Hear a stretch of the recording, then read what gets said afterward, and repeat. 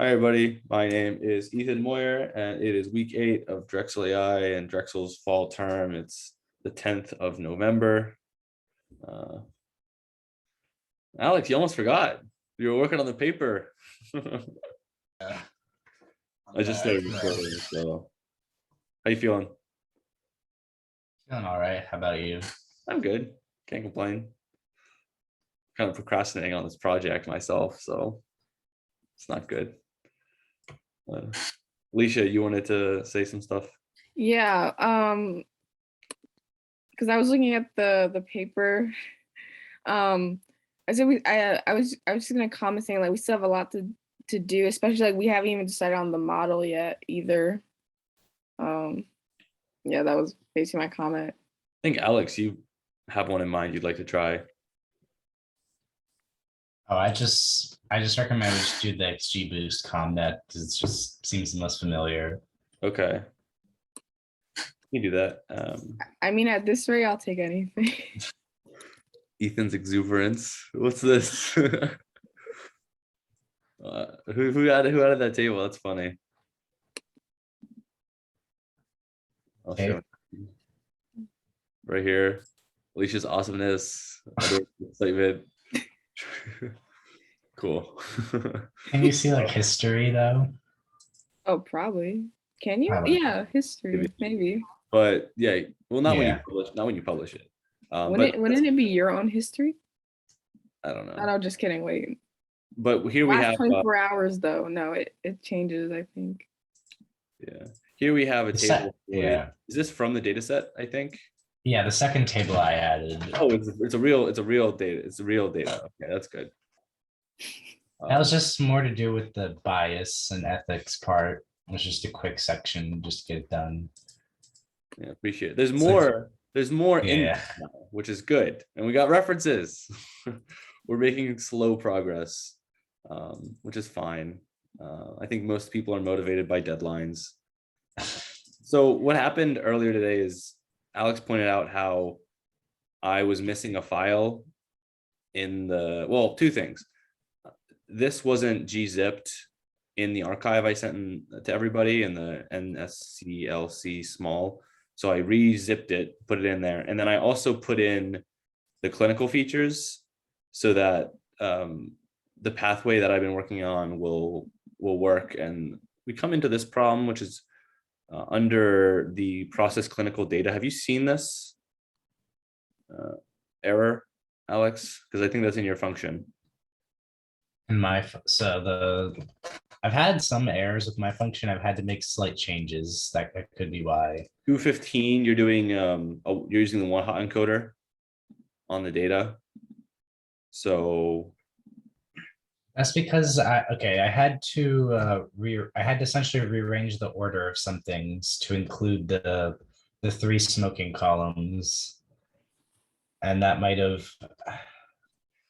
I would if you're gonna make changes, I would update on GitHub so that we have the most recent version. Or did you already do that already? Yeah, the most recent version should be pushed, but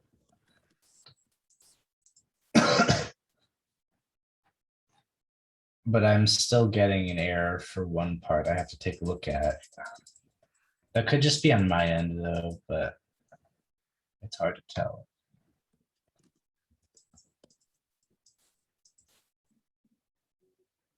Oh yeah, here's so you changed this. So this is the updated one.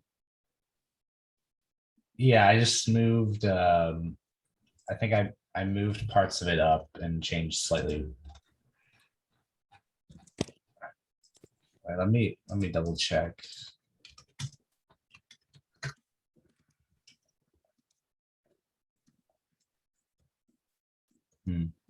Oh yeah, I didn't update it.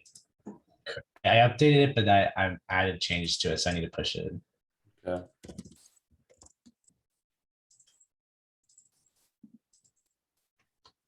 And I'm assuming we're done with the genome data. So we're finishing up the imaging sequencing, right? Yeah, Imaging pre-processing. Alicia, I explained to you the idea, and it's really simple. I could do it. I just gonna have to force myself to do it. I could, I was gonna go to the gym tonight, and then I'll likely do it when I come back. Okay, that's fine. Yeah. If you want to do it. If it's simple, it is simple, and I could just bust it out. So I understand that we want to just finish all the data cleaning, because I know that's the most annoying part. And then it's really just going to be throwing a bunch of models at it, and we're not dealing with any novel models. We're likely going to use stuff that's readily like off the shelf. Like estimators, yeah. Well, we're going to be using stuff from scikit-learn. Like we're going to use the XGBoost as our own Python package, and then we can use Keras to just set up a simple neural network. And next week I can go through how to just build that. And I think once you have a data set, it's worthwhile just to explore different packages to run data. I mean, it's the same pipeline for all of it. Just thinks that data cleaning just takes forever. I do like what the paper looks like right now. Alex, you could even put in a placeholder figure for the correlation just to see how it would look. It would make it look like there's more content. And then you can also add a description that would fall under, I don't know where that would fall under actually, maybe pre-processing. Description of what? The correlation matrix. Oh, yeah, I think that would fall in feature extraction and correlation. Yeah, right there. Sorry, I didn't see that. And then still we need, on related work and also introduction. For related work, I just was going to start to work on there was one paper that Suhani sent like a few weeks ago. I was just going to mention that. That's a good start. Let's do something. I'm going to set a deadline. Yes, let's do that. Yeah, I'm going to set a deadline. Give me a second. Isn't our I don't want to drag on forever, and it'll motivate me to do stuff too. So when's the last day of finals week? Is that the 10th? Probably, I think. I don't know. Yeah. Okay. So we have basically a month. I think that's doable. Let's say I want to make sure that I do this right. So Drexel. Right. What is this, week 8? Yeah. 8, 9, yeah, isn't it, 10. I think fall term's weird because like Thanksgiving's like half of the week or something. Yeah. I'm gonna find it. I should have looked this up before. I should have set up date a lot earlier. We know for next time. That's all that matters. I learned so much every time I do this of what to do and what not to do. That's crazy. Did I miss something or? Just go to quarter calendar 2021, 2023. There it is. It's highlighted.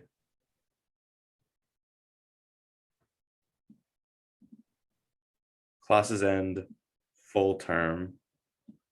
Okay, 6 to 11th is finals. Okay, so termination. So okay, last day of finals will be the 10th, or whatever that Friday is, the 10th. All right. Is there any way we can add like some sort of Kanban board system to like Slack or something similar in that vein?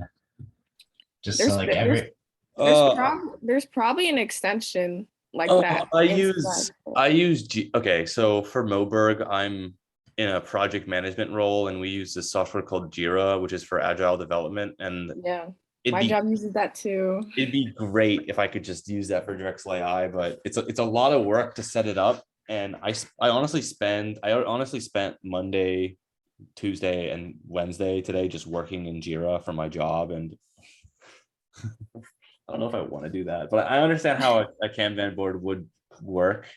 My lab used to do that. We can do Trello, like a Trello board. Yeah, if someone wants to set that up, like let me know. Alex, what would you want it specifically for? That would just be for pretty much every person, and at least every person on the paper, like put their name on it, just like tasks to do. Yeah. And some people would work on the same task as well. The thing with that, at least what I think, just based on the participation, are people actually gonna look at the board? Let alone, like, they barely look at the Slack page. So will they even like look at the like a separate application? It's unlikely they would. We could cover it in Yeah. meetings, but then it's just based on who shows up, which isn't, great. Yeah. We're likely gonna have to rely on for tracking who does what. We'll just look at the history. Yeah. You can do what there's history on this, so we can see who added stuff when. How far did it go back? Oh, 24 hours. Please ask project owner. Oh, Sotvik has to Wait, understand it. We'll have to ask them about that. Would people be more likely to see like an email if you guys sent that out than like or like you made the like a board and then sent out an email? I think more people would be able to see that from Slack because I think most people are on the email list, right? Yeah, we can like do like a mass email probably. A weekly email, yeah. Or Like at least what people to that are in do. that put their names on the project at least. Yeah. Oh, I see what you're talking about. We can make like a Google Doc or something and just like Well, we share have it. this. Well, that's why we have the Slack channel, though. That's kind of why we have medical imaging right here. I mean, I use Slack for a lot of my groups, and it works well when people use it right. Slack's the new software for me, so I'm not used to. I don't have Discord open, so I don't like look at Slack as much. But Yeah, I understand. mhm. Slack is a professional. It's like more professional than Discord, and that's why I use it for Yeah. a lot of stuff. And we've had this. Which makes sense. Yeah, but we'll definitely take that into account. A Kanban board would be useful. I'll think about that over tonight. But what we used to do is set up tasks on our GitHub, but that isn't always the most effective because not everyone looks the README. But I think it's pretty clear. I'm gonna do the imaging features right now. For people who want to explore different models or different frameworks for models, there is scikit-learn on in Python, and we can use. I mean, I have one basic workflow, random forest. Yeah, how many models do you want to use? I typically do a survey of models when I do this. When I'm not proposing a new machine learning model, I just survey the ones that are well known. So I look at logistic regression or linear regression. I look at random forest. I look at SVM. I wonder if there's a model. There's actually a model selection. So we should probably use that instead. Because that automates the model selection process. They have neural networks. I didn't know that. But yeah, we can look at this, and I'm sure there's more of sklearn that I just don't know about, that I'd like to learn about it. They have mixture models. They have a lot of stuff. And then there is XGBoost, which comes as its own package. If you just look at XGBoost, there is a Python library called XGBoost right here. And then you look at Keras, which is an interface to TensorFlow. It's a way to build deep neural networks pretty easily. They have examples if I want to talk about. So if we were to build our own with Keras, would we make like a separate CNN for the imaging and like other like separate like networks and combine and like ensemble them, or would we just want it to be one?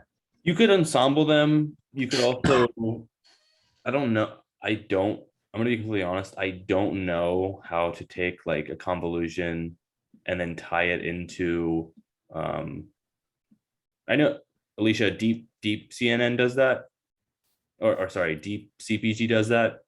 Yeah. Where they would take a bidirectional LSTM and or bidirectional GRU and mix it with a convolutional network. I don't know how to do that. Yeah, it just takes the outputs of those two models and just input it to some other. But that's pretty. Is that manual, or do they have a pipeline to do that? They must have a pipeline to do that. Well, they probably have a pipeline. Yeah. It's unlikely that, we don't need the convolution actually, because we're not dealing with imaging directly. We're dealing with summary statistics, so we don't need to worry about that. Yeah. Yeah, sorry. I almost went down a rabbit hole. Cool. So here's a plan. We'll set up the downstream functions. Like I have this function called run random forest. Let's create functions that do other machine learning predictions. And let's look at precision, recall, and then the F score as our metrics. We'll look at precision, recall, and then F1. Basically, precision, recall are two accuracy metrics that favor either positive predictive value or negative predictive value. And then the F1 score is something that measures the trade-off between precision and recall. Typically, a higher precision means lower recall, and higher recall means lower precision. They're typically trade-offs. You can predict one class better than the other. And then the F score measures the trade-off between how well the model is managing that trade-off. That's kind of the idea. And what we'll do is we'll create functions like this, right? And we'll create a pipeline that runs these functions for a given X train, X test, Y train, and Y test, and we'll just return these metrics in this order.